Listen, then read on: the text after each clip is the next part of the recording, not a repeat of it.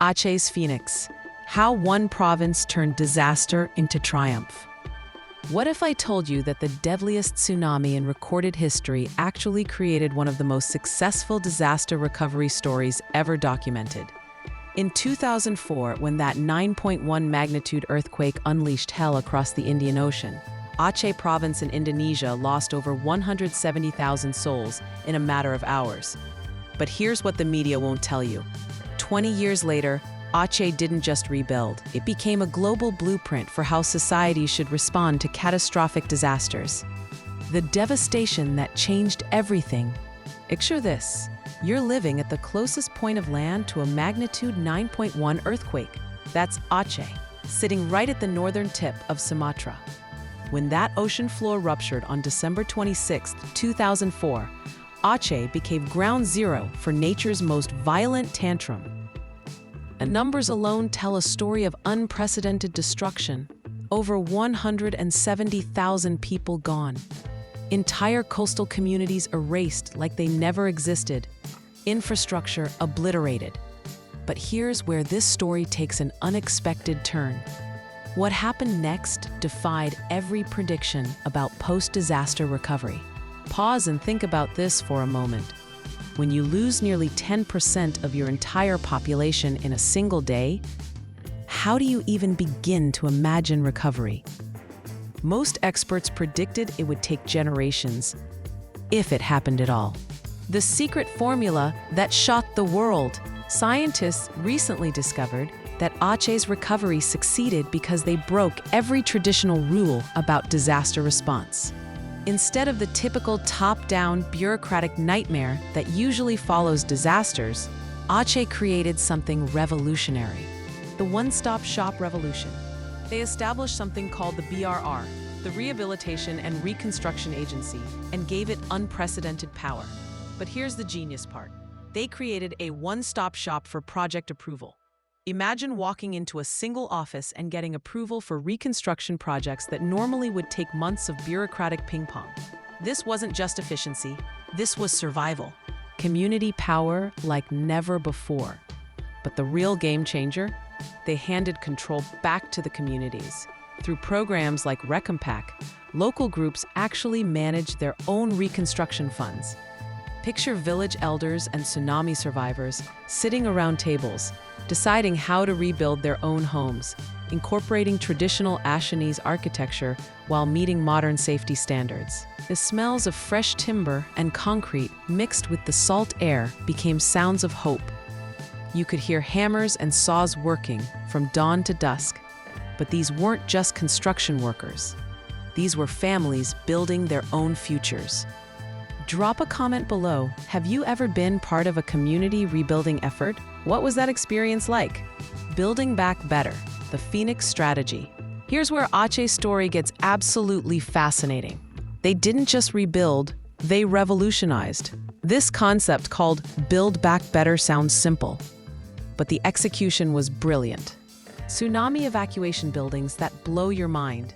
They constructed these incredible multi-purpose buildings along the coast. During normal times, these serve as community centers, schools, or meeting spaces. But when the next tsunami warning sounds, and there will be a next time, these transform into vertical lifeboats.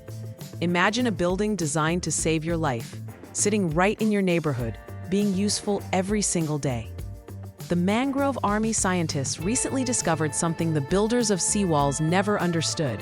Nature's own tsunami barriers work better than concrete. The Green Coast Project restored over 1,000 hectares of mangrove forests. These aren't just trees, they're living, breathing tsunami shock absorbers that also happen to support local fishing economies. You can actually smell the difference in restored areas, that rich, earthy scent of healthy mangrove ecosystems, mixing with ocean brine.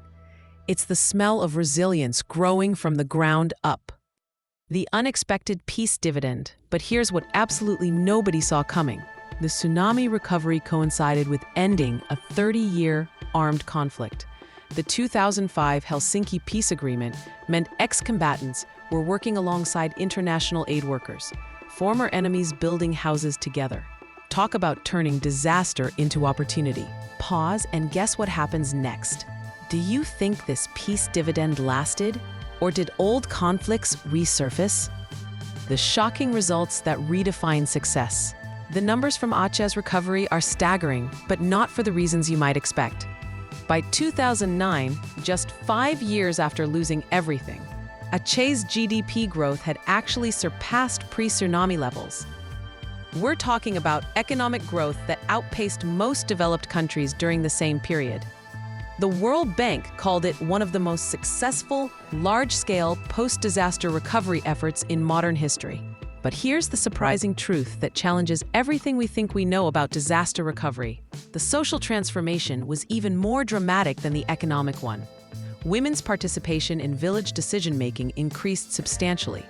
Community-based early warning systems like Kogami now protect coastal villages that were defenseless in 2004. The scale of this success. To put this in perspective, imagine rebuilding every single school, hospital, and major road in an area the size of Massachusetts, while simultaneously ending a 3-decade civil war, establishing democratic governance, and creating an economy stronger than before. That's what Aceh accomplished. The sounds of reconstruction gradually gave way to sounds of normal life. Children playing in schoolyards, markets bustling with vendors, fishing boats returning with their catch. But listen closely in coastal villages, and you'll still hear the monthly tsunami siren tests, a reminder that preparedness is now woven into daily life. Which scenario terrifies you most? Facing a disaster without preparation, or trying to rebuild without community support? The blueprint for our future. Here's the paradigm shift that changes everything. Aceh proved that disasters don't have to define communities. Recovery can. Every principle they developed is being studied and adapted worldwide. Strong coordination through dedicated agencies, community-driven reconstruction that respects local culture. Building back better with dual-purpose infrastructure, environmental restoration as protection strategy, and perhaps most importantly, using crisis as an opportunity for broader social transformation. What this means for you, whether you live in earthquake country, hurricane zones, or flood plains, Aceh's blueprint applies to your community. The next time disaster strikes somewhere in the world, you'll recognize these strategies in action. More importantly, you can advocate for these approaches in your own community's disaster planning. The future of disaster recovery isn't about bigger seawalls or stronger buildings alone. It's about stronger communities that see crisis as an opportunity to build something better than what existed before. Want to dive deeper into the science behind disaster resilience? The Disaster Research Notes channel has expert analysis on recovery strategies, early warning systems, and community preparedness that could literally save your life and the lives of people you care about. These aren't just videos. They're tools to protect not only yourself, but also others in your community.